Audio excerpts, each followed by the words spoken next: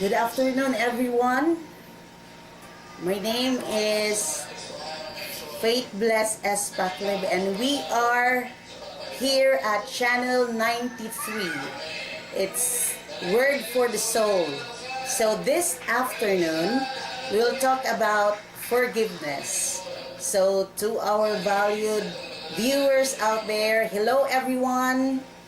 Thank you for staying tuned and for watching Channel 93.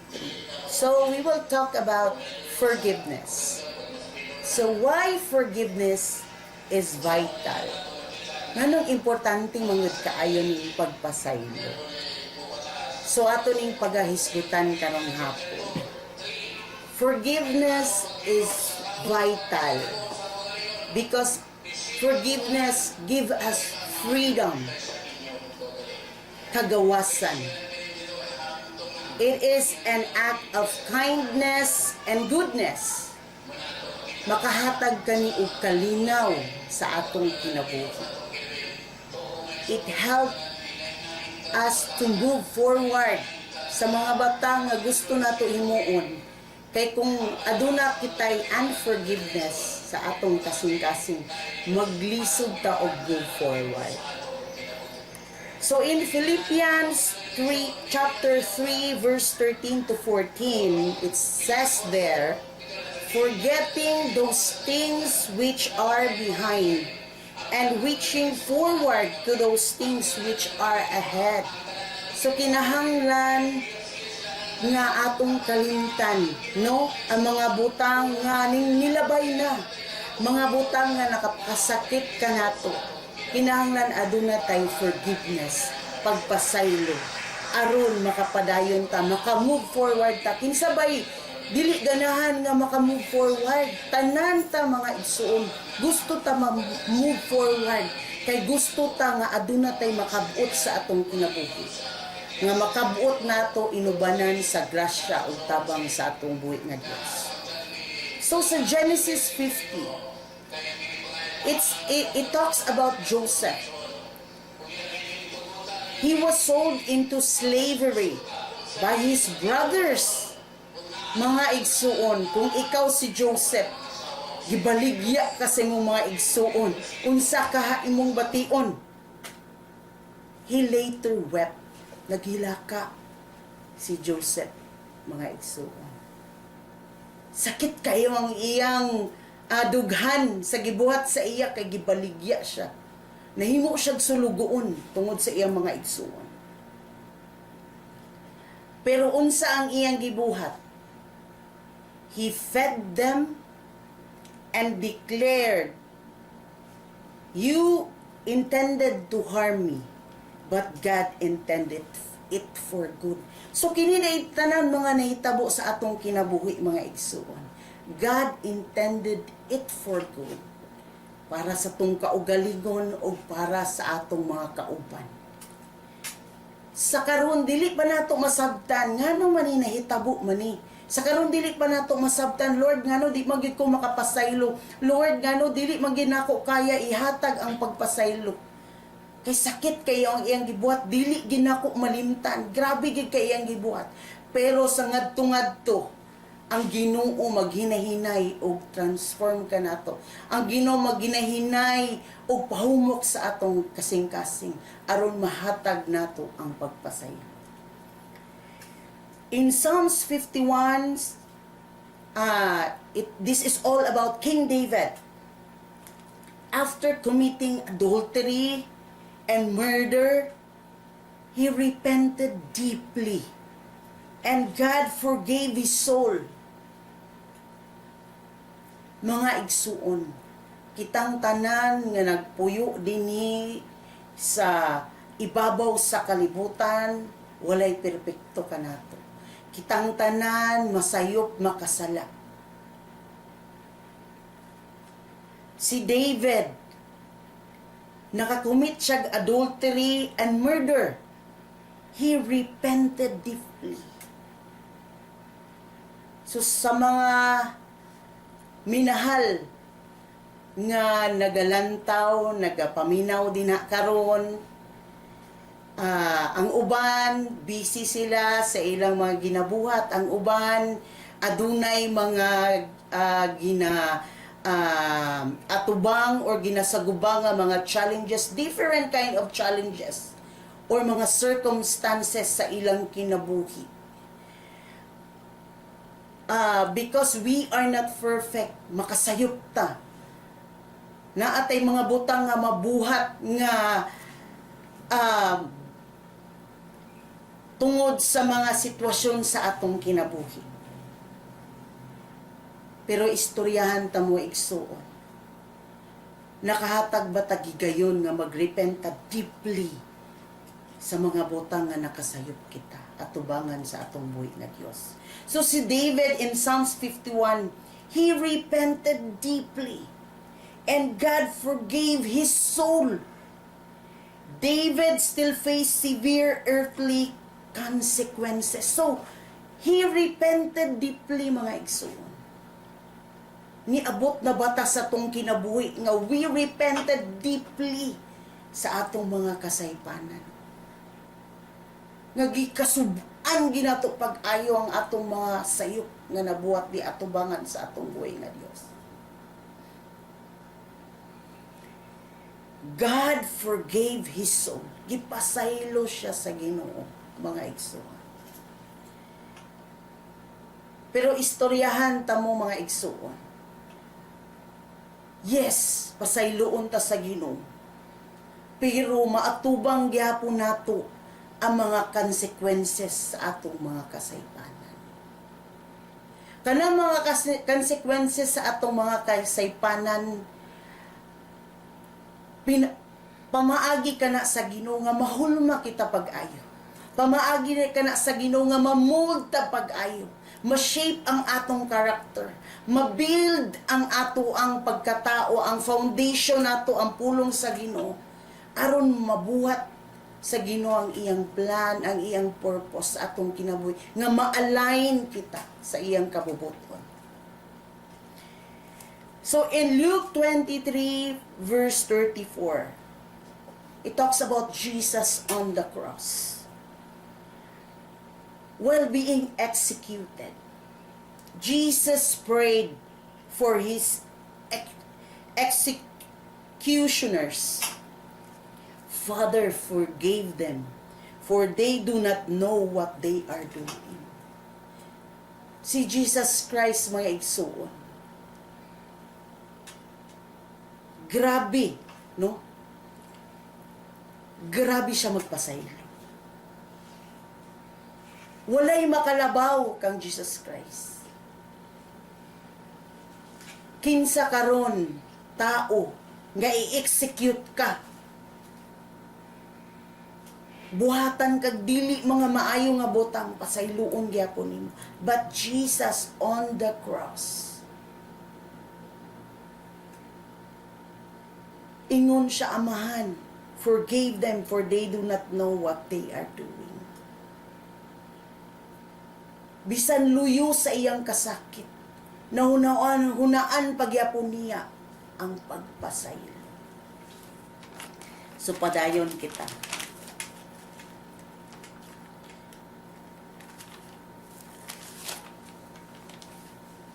So holding on to emotions like bitterness and unforgiveness can slow us down and even keep us locked in the past.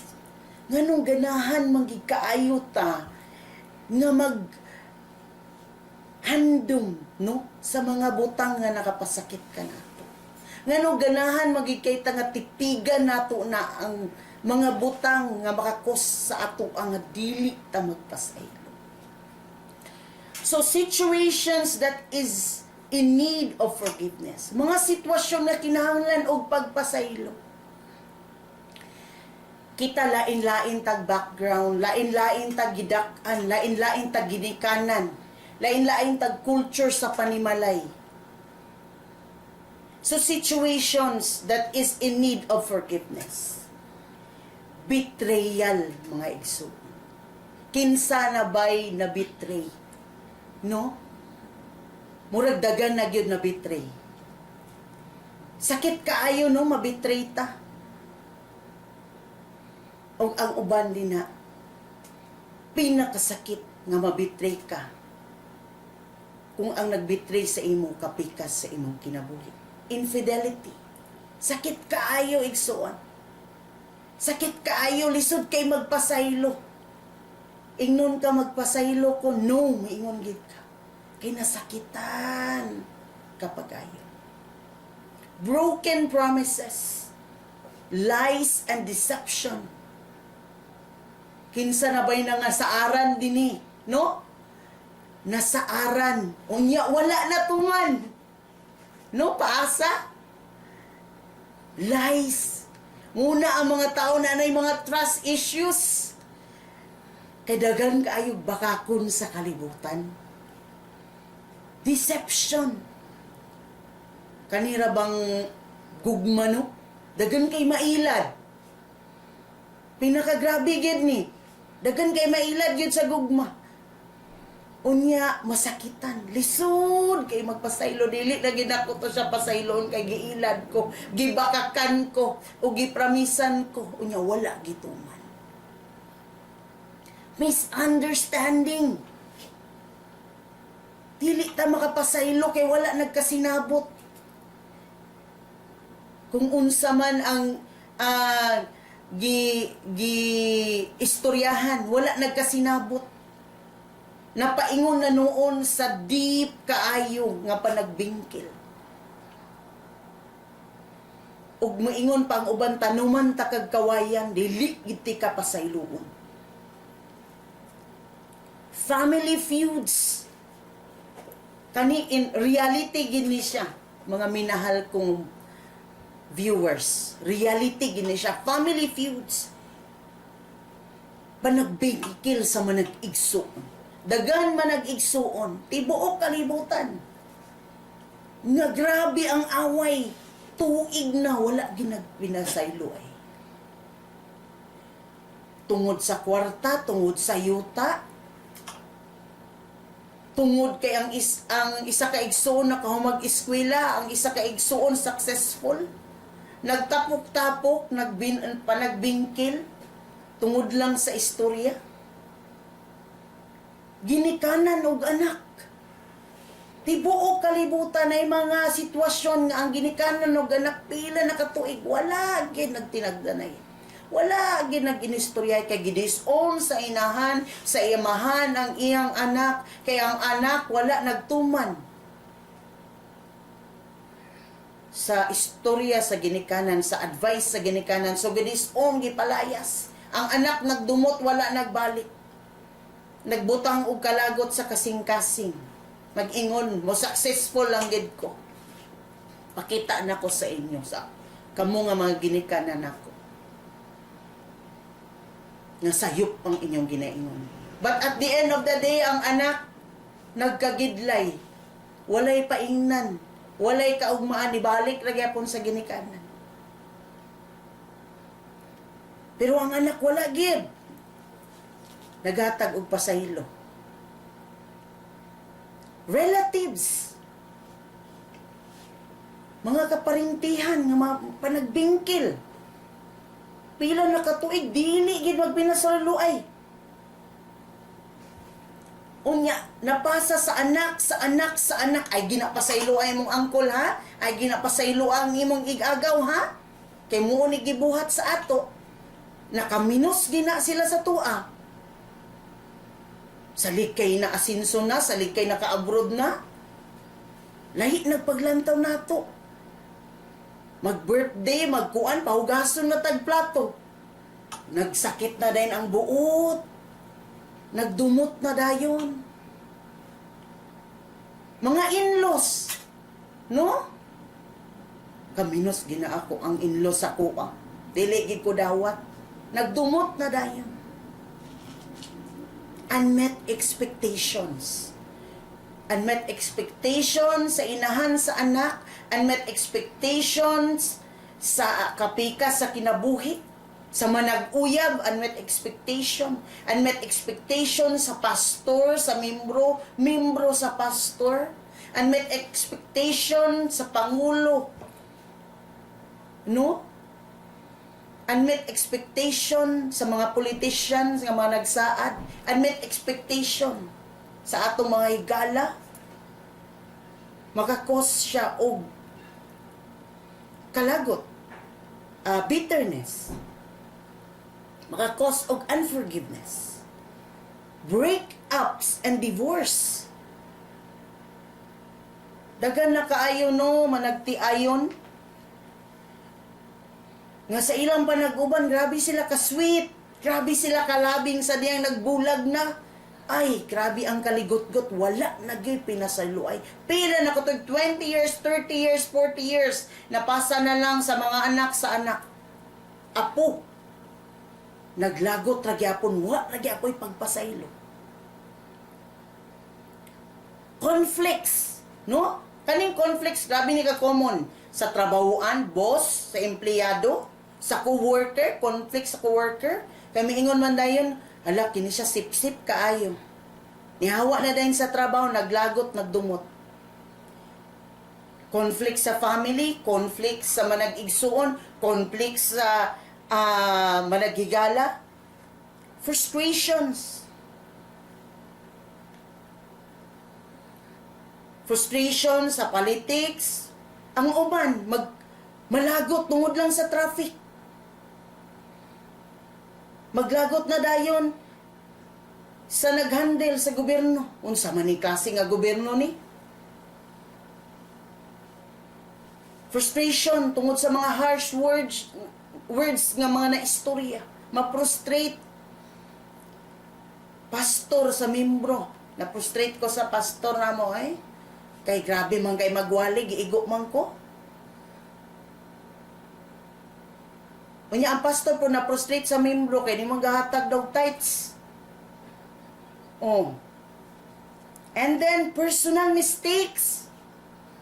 Sa tong kaugalingon nakabaton tag kalagot sa tong kaugalingon di nato mapasaylo atong kaugalingon tungod sa mga kalapasan nga atong nabuhat nga wala nato gi-expect nga mabuhat nato. Guilt ug kaulaw. Guilty kaayo tangado ako man tong nahimo oy. Then naulaw ta. Lagot ta sa tong kaugalingon dili gyud nato mapasaylo. Pero na ako'y good news. Mga valued viewers. Mga minahal kong nagalantaw karon.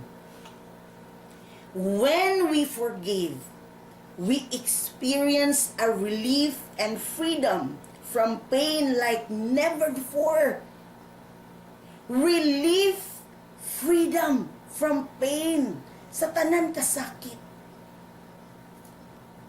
In Romans 8:28, in all things, God works for the good of those who love Him, who have been called according to His purpose. So kini diing tanan, in all things, God works for the good for those who love Him. It's all for our good. Kung masabtan lang nato pag-ayo. Forgiveness is hard and painful, sakit gid kaayo. But it is rewarding and healing because when we forgive, we give God the circumstances that are out of our control and we trust His wisdom. Ihatag nato sa Ginoo. I-surrender nato sa Ginoo because this is out of our control. We have to trust His wisdom so that He will work sa atong kinabuhi ug sa tao nga naglagot ta ug pud sa tao nga atong napasakitan. So why is it hard to forgive? Ngano lisod kay magpasahilo? Because it is easier to think deeply on past offenses and replay painful memories over and over again. Ganahan magig kay ta anak, no?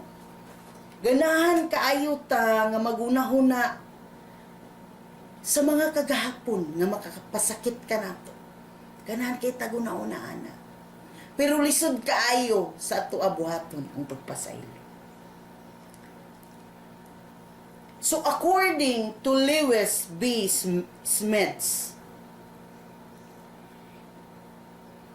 forgiveness is to set a prisoner free and discover that the prisoner was you. So, Lewis B. Smith, he's a popular, renowned Christian ethicist and author. Also, he's a primarily famous for popularizing the liberating idea that forgiveness is a necessity for the victim's healing even when the offender does not apologize. So si Lewis B. Smith, he was a professor of theology in seminary in Pasadena, California. He wrote 15 books, and the popular is Forgive and Forget. Healing the hurt we don't deserve. But sometimes, no, lain-lain nga senaryo nga, napoy sakit nga deserve sad nato, kay ang ato aramang pong binuhatan. So his personal life was marked by early loss. Sayo kayo namatay ang iyang mga ginikanan. At the age of 3, napantay na iyang ginikanan. He suffered severe struggle sa self-worth, deep grief, sa pagkamatay sa iyang ginikanan, tung 3 years old pa siya. Ang iyang mama, she has to work tirelessly just to survive. Para makasurvive silang duwa. So he grew up craving affection and affirmation. He struggled with self-worth.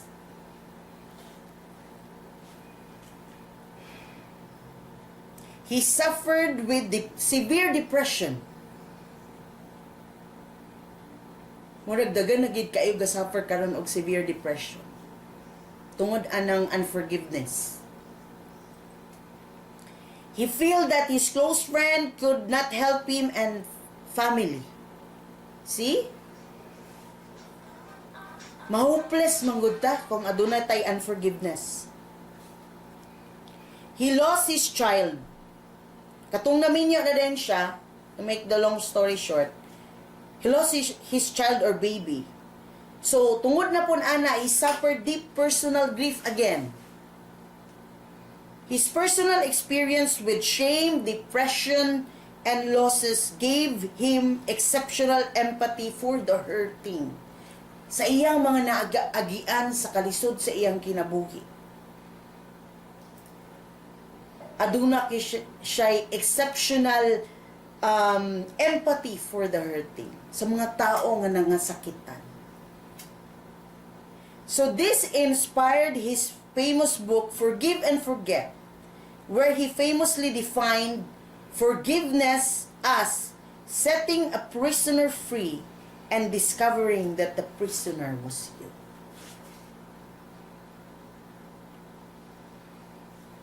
So kung mag-forgive ta, gi-release nato ang prisoner. Pero ma-discover nato nga kita raman day ang piniriso. So forgiveness is an act of supreme love. Asa man nagikan ng supreme love? Gikan sa atong buhi nga Dios. It is a gift. It enables reconciliation, where broken trust can potentially be rebuilt.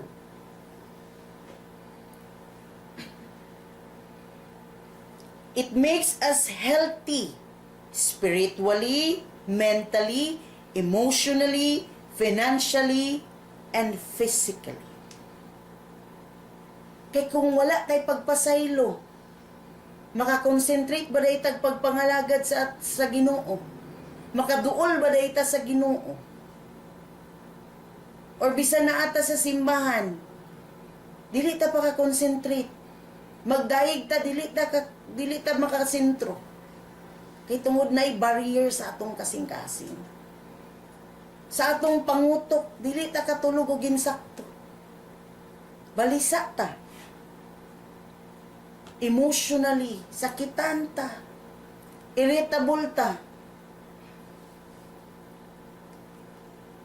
Gasto kung dili ta makapasaylo nga naman, maadto ta sa mga lugar para ma-unwind ta mo bitaw na dagan kaayo mag-vacation. Adto sila dire didto, lupad dire didto, wala na sila kabalo. Asa na ang ilang kwarta giadto pag uli na puno na dayeg utang. Kay magpa-unwind lagi, kay nasakitan. Samot na ng mga na broken hearted. Sige lakaw. Oh, self-love. Pero wala may unforgiveness, wala may forgiveness. Nahurot ang kwarta sa walay hinungdan.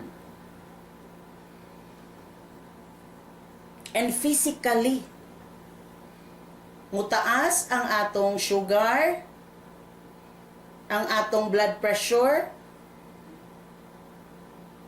unya, ma-stress ta, and then magkaroon ta og heart problem because of unforgiveness.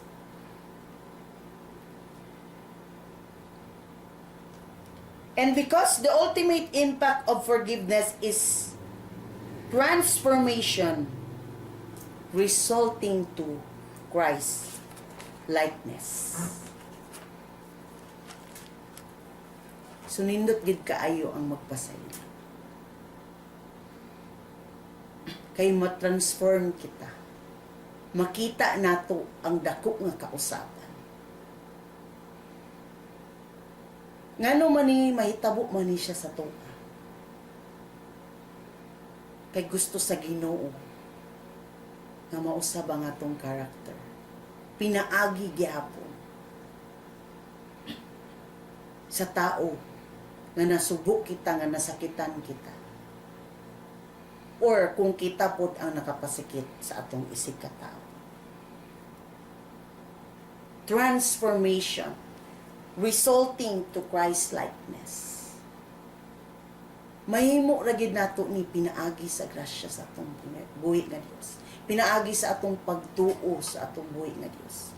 Pinaagi sa iyang pulong. Muna importante kaayo nga maminaw ta sa iyang pulong. Kaya ang iyang pulong buhi, muna'y makapausab ka nato, muna'y makatransform ka nato. Ug muna'y hinungdan nga makapasaylo kita. Kaya ang iyang pulong gamhanan. In Colossians 3 verse 13, bear with each other and forgive one another. Forgive as the Lord forgive you. So kinahanglan kita magpasaylo. Kay kung pasaylo kita, ang Ginoo pod magpasaylo ka na. So in 1 John 1:9,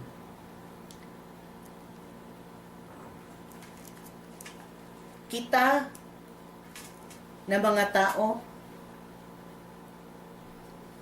grabe kaayo ta masuko. Grabe kaayo ta maglagot sa mga taong nakapasakit ka nato.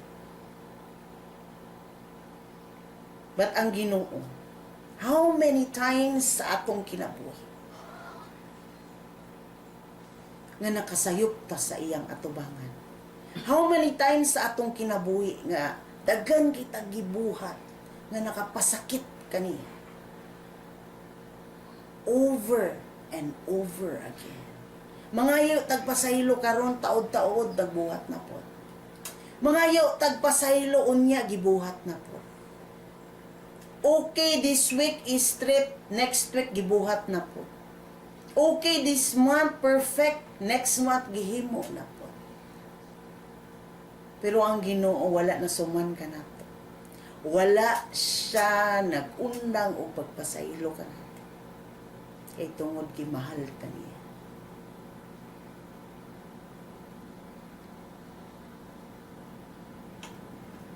Karon kung aduna kitay mga kasakit sa atong mga kasing-kasing, aduna kitay mga kalagot, aduna kitay mga tao nga dili ginato kaya pasaylo, aduna kitay mga pagbati nga lisod gid kayo magpasaylo. Hinumduman nato ang gibuhat sa atong buhi nga Diyos dito sa cross. Hinumduman nato ang kadako sa iyang gugma sa matag usa kanato. His unconditional love. Iyang pagpasaylo nga gasa kanato. So in 1 John 1:9, ingon siya din, if we confess our sins, He is faithful and just and will forgive us our sins and purify us from all unrighteousness. Inana kamaayo ang ato ang buhi nga Dios, mga igsoon. He is faithful and just to forgive us from our sins and purify us from all our unrighteousness. Mga minahal ko nga mga viewers nga nagalantaw karon, ang Ginoo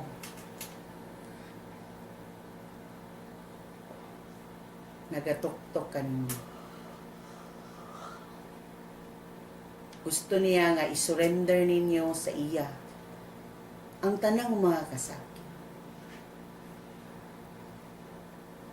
1 Peter 5:7, cast all your cares upon Him and He cares for you. For He cares for you. Ihatag nato tanan sa iya. Tanan. Surrender na to sa iya. Ug andam siya. Hutabang ka nato. Ug diri ra ko magtapos, mga minahal ko, mga higala, God bless you all.